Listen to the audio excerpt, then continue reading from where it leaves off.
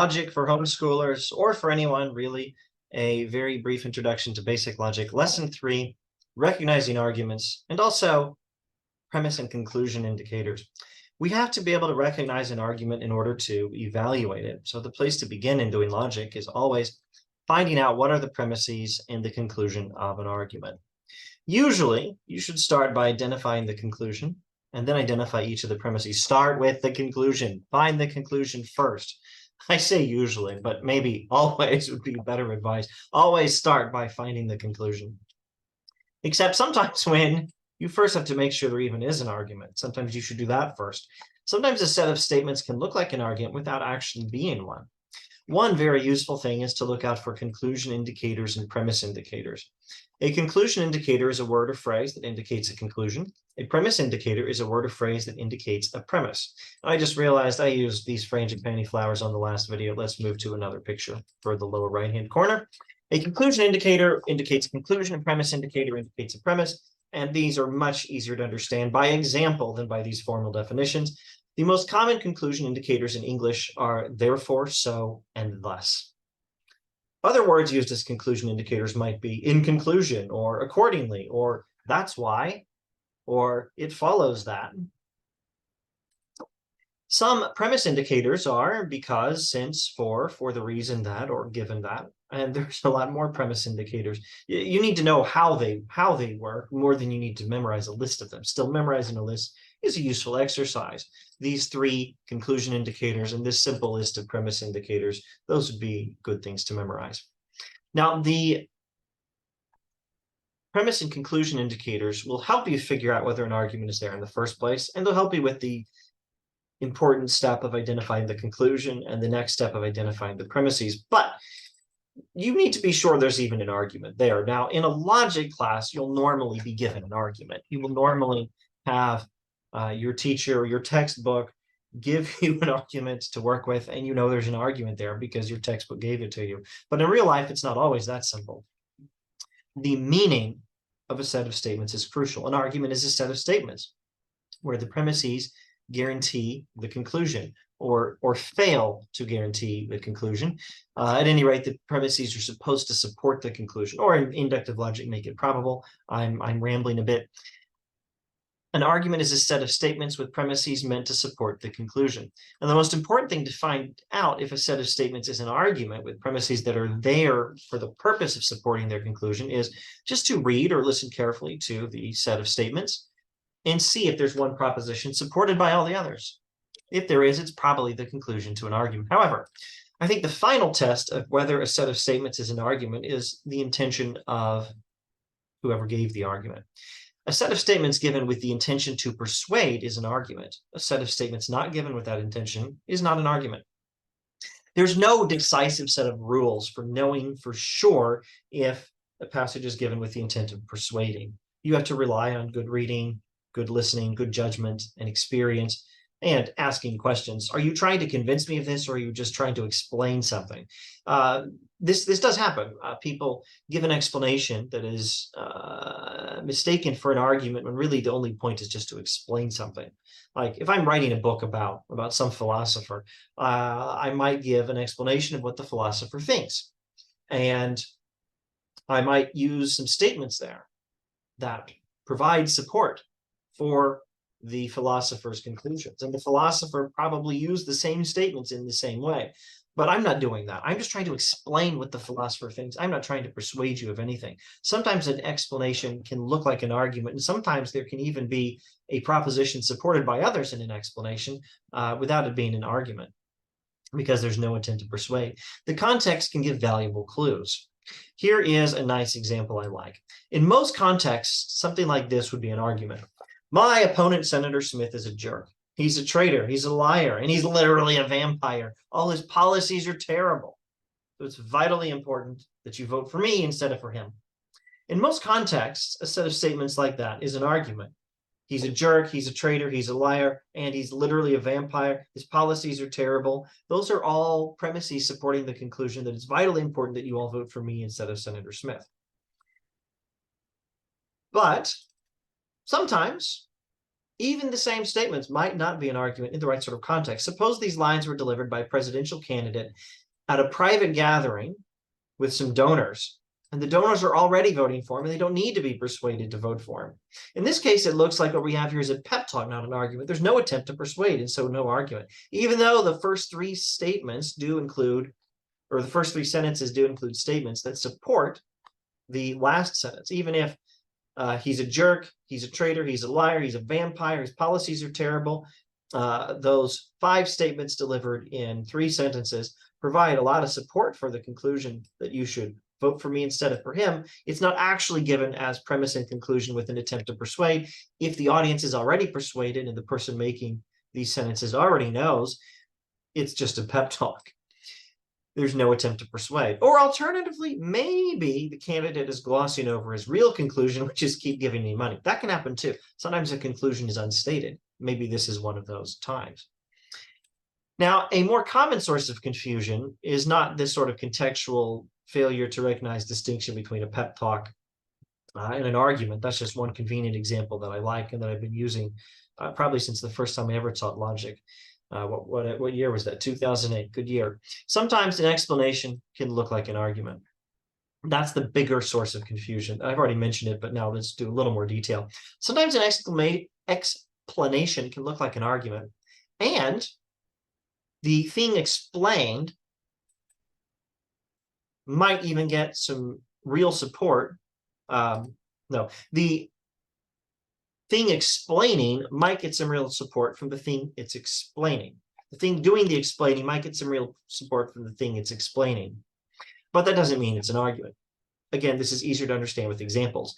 Look at this explanation that is not actually an argument, even though the statement that such and such a thing happened does a good job explaining the phenomena included here, the phenomena examined here. Those things are not mentioned with the intent of persuading you of the explanation, because there's no need to persuade. Again, context does matter. So picture the context. Big kid talking to father. Okay, Dad, here's why I didn't clean up the Legos. It was because my baby brother was playing with the crayons, and you know Mom is always worried he'll eat them. And then the dog had to go outside, and then you came home early before I could finish and clean it all up. That's actually a pretty good explanation. So the thing explained is I didn't clean up the Legos. The explanation is baby brother was playing with crayons, Mom is worried he'll eat them, the dog had to go outside, and you came home early before I could finish and clean up the Legos. That is the thing explaining, and I didn't clean up the Legos is the thing explained.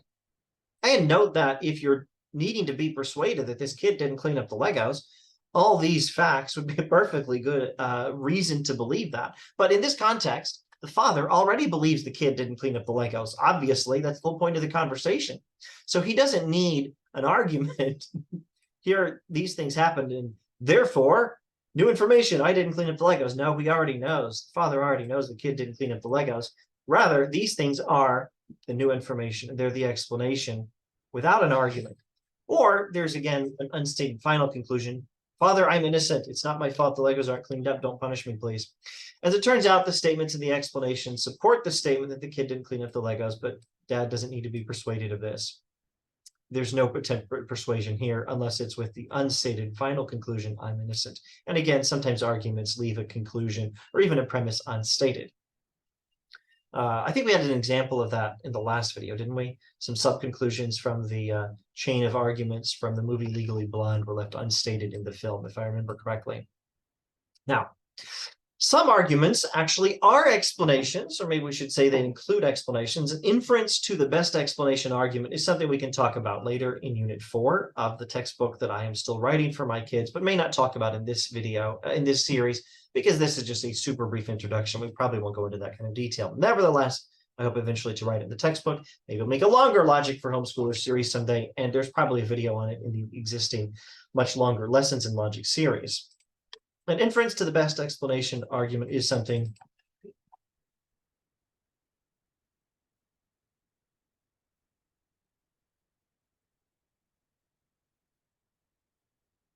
we could talk about another time. But for one quick example now, consider the reasoning this father might have used just a few minutes earlier. My kid plays with Legos all the time. He's been known not to clean up after himself. There's a terrible mess in the living room. Therefore, my kid made a Lego mess and didn't clean it up. Now, that's an explanation that is given as an argument where the premises are meant to support the conclusion.